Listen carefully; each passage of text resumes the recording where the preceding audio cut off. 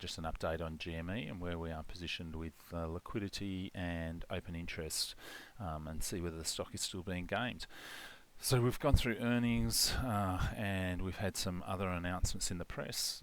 The last earnings, we saw a really good charging into the earnings. We saw a bump, and that bump was used to really recharge and build the IV again in the stock. And then we've had a gentle climb off that bottom. It all sort of happened, coincided with the recent bottom of the market at the start of April.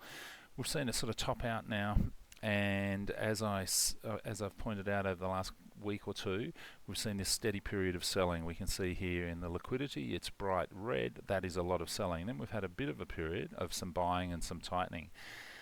You can see that a lot of that selling has really continued on as the price has moved around, and that's to do with hedging, I would have thought. But you can see the bulk of the time here in the irregular liquidity, we have been selling. The other thing to note is the DSPX has really dropped, and so I would have liked to have seen some more distributive action, but we've also had a bit of a rise in the VIX. So that rise in the VIX has soaked up any of that volatility that needed to be moved around somewhere. So that's what we can see from the DSPX. It is positioning itself, if we get some more high gamma, for a little bit more dispersion around the market. Let's just have a look at where we are in the OI, in the open interest. So in the open interest here, in the well, let's just drop through to this open interest here. Let's just have a look at this. In the open interest, we can see that since the bump around the 27th, around the 27th to the 29th, that we've had a large reduction in the money calls since. At the same time, we've had calls are in the green, in the money, or highest delta is on the left in the calls, and in the puts it's on the far right.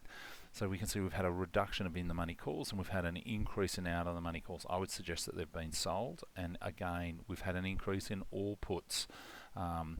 As people have been trying to hedge off whatever's happened, which means that it's sort of a known thing. This isn't a huge number, but we can see the increase has really gone from about 110,000 through to the sort of high 140,000s, and slowly has increased in the deltas as it's gone. If we just put gamma into it and have a little bit of a look, we can see that the gamma has been pretty static.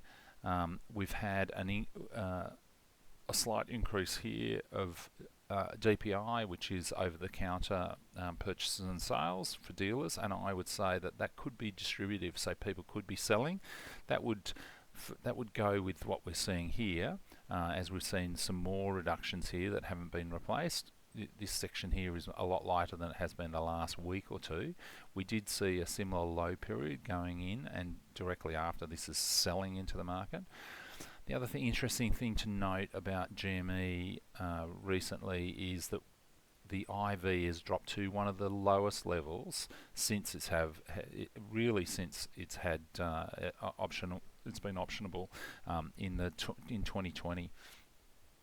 And if we go and look, if we look at this line here, this is the first time it's really dropped below that level of 1 in the 0 to 60 options. They've really been around 1.8, and now we've got them down to a 0.94, and it just hasn't happened that often. So I would start to think that the stock is now returning to an ungamed stock, just that people are leaving the area, that people have retail, and probably funds that have been trying to play the stock and trying to benefit from it might be leaving at the moment. That doesn't mean that it's over. That could be a good thing. There's less hedging being involved, and that less hedging might mean that we get a little bit more action when we get these high gamma markets.